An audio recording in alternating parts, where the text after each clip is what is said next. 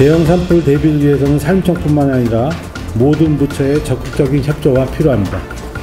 산불 대응 중부처로서 타 부처 그리고 지자체와 적극적으로 협업하여 피해를 최소화하도록 하겠습니다.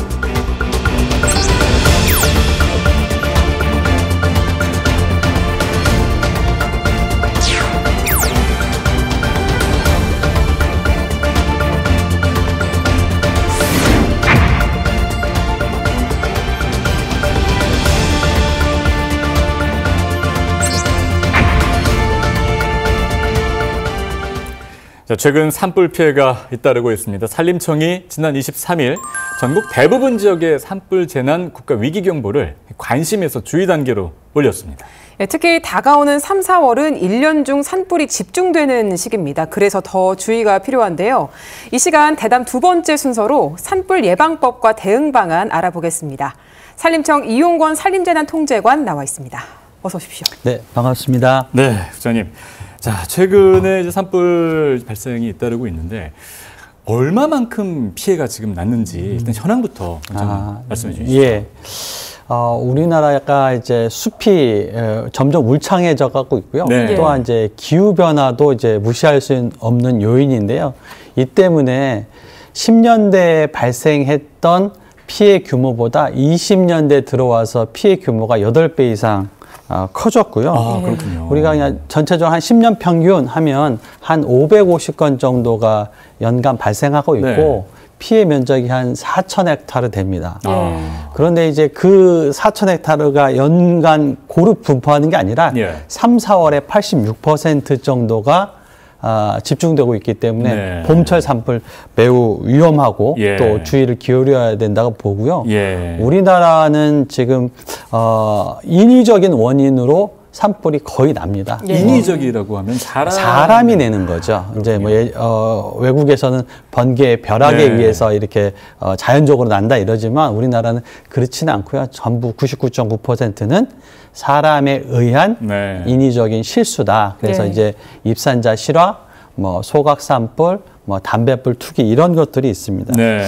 또 저희들 국립산림과학원에서는 이제 기상정보, 임상정보 이런 것들을 합쳐서 봄철에 이제 산불 위험 예측을 하는데 네. 예. 이게 39년째 하고 있는데 이게 9번째로 높은 수준이다, 올해가. 이렇게 예측되어서 네. 각별한 주의가 필요한 시기라 볼 수 있겠습니다. 굉장히 9번째로 높다라는 것은 정말 올해 좀 조심해야 한다라는 그런. 그렇죠. 네. 예. 네. 네. 이 한국이 정말 이제는 대형 산불 걱정을 안 할 수가 없는 나라입니다. 워낙에 그런 피해들도 그동안 네. 많이 겪었기 때문에. 그런데 이게 해외에서도 최근에 LA에서 이 대형 산불 정말 역대급 산불 피해가 발생을 했습니다. 네. 그렇게 피해 규모가 컸던 이유가 좀 뭘까요?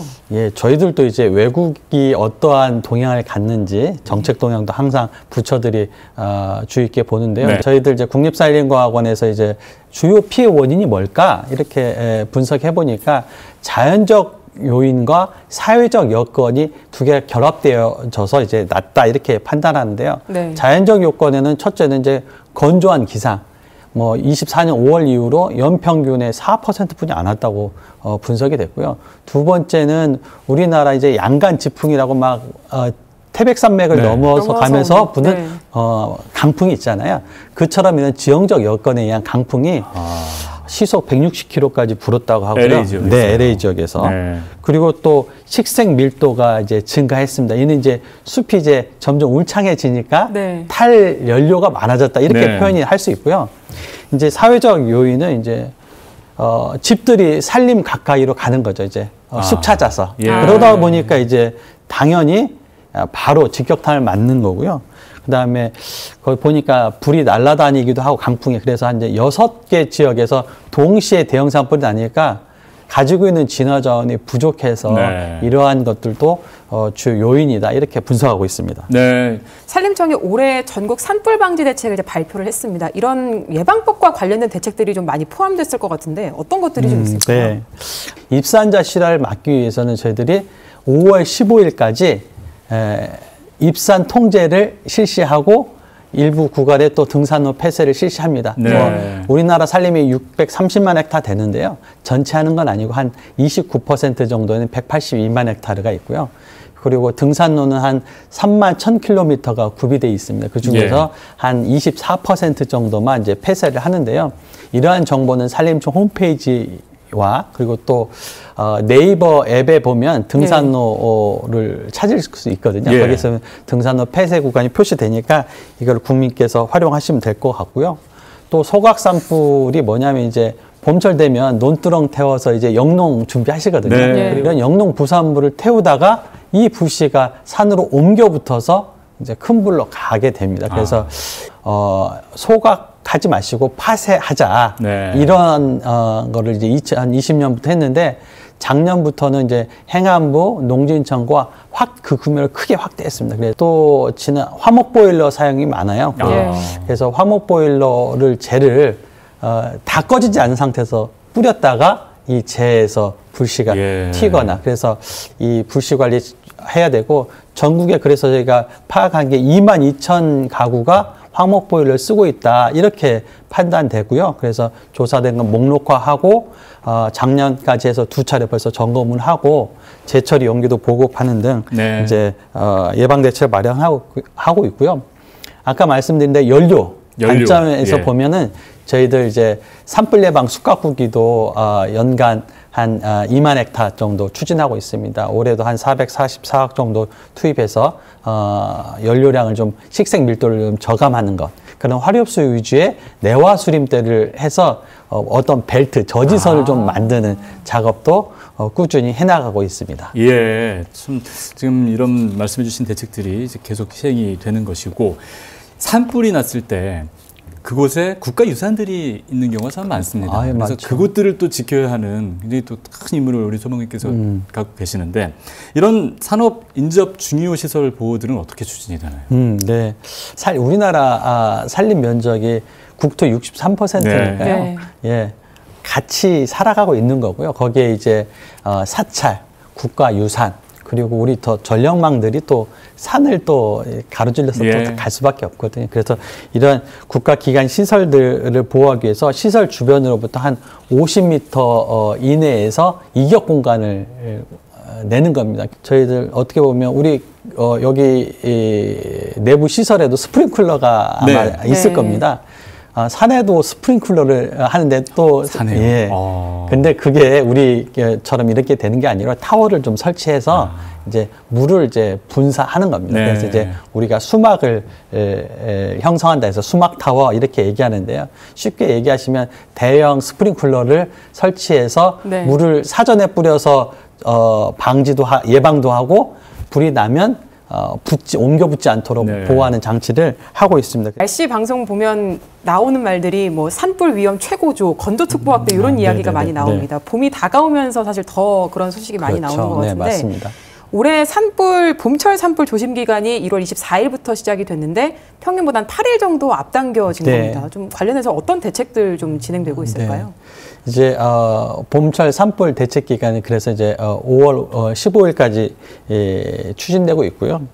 결국은 어떻게 재난 대응 체계를 잘 구비해 있는가. 아까 말씀드린 것처럼 우리가 산불 건수는 비슷한데 산림 피해 면적은 3분의 1로 줄었습니다. 이건 대응 체계가 작동하고 있습니다. 말씀드린 것처럼 저희들 봄철 산불 대책 기간에는 중앙 및 지자체에서 총 278개 기관에서 산불 방지 대책본부를 운영하고 이게 이제 산불 대응을 합니다.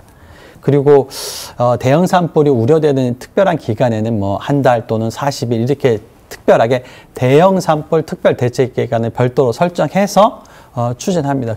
또 이제 피해가 나면 각 부처별로 중앙사고수습본부가 있습니다.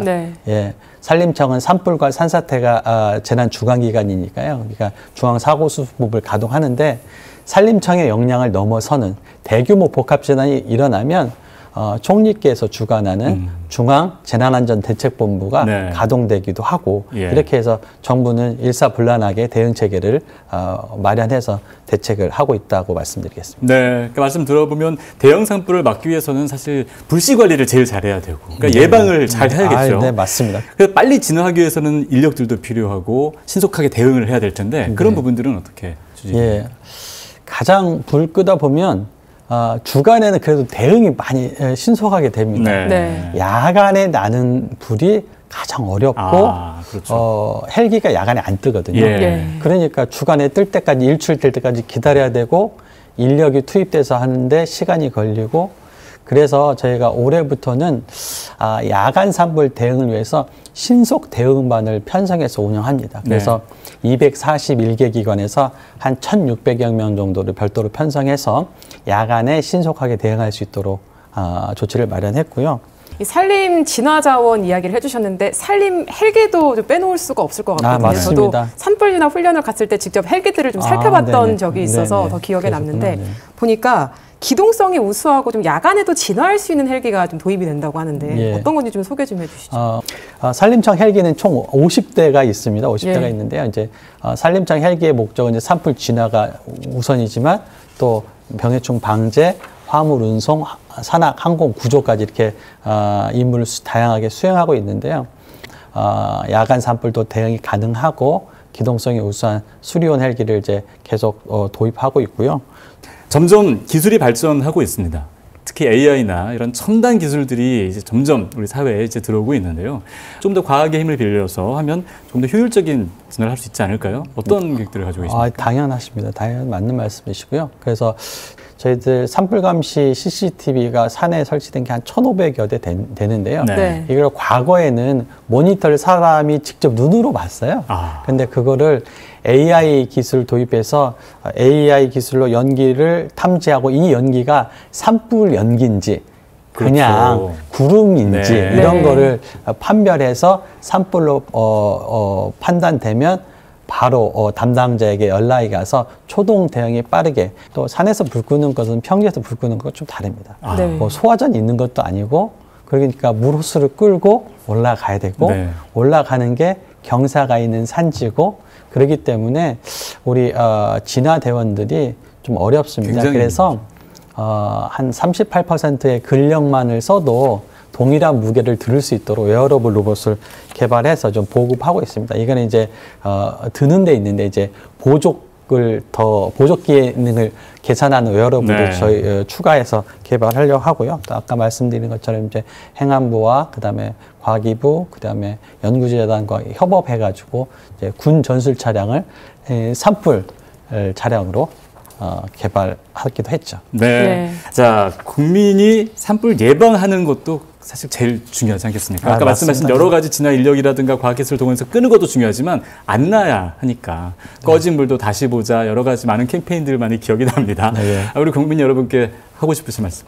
이제 한순간에 없어지는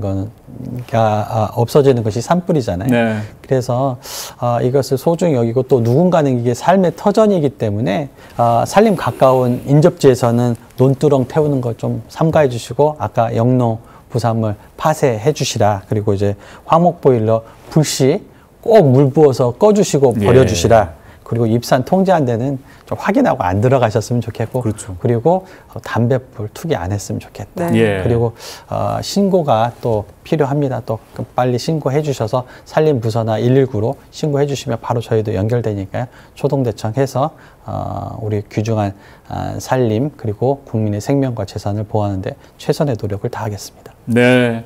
자, 99% 이상이 화재. 사람에 의해서 발생합니다. 여러분들 지금 말씀해 주신 부분들 꼭 실천으로 해주셔서 대형 산불 화재 발생하지 않도록 함께 노력해 주시길 바라겠습니다. 자, 지금까지 산림청 이용권 산림재난통제관과 함께 이야기 나눴습니다. 오늘 말씀 고맙습니다. 네, 고맙습니다.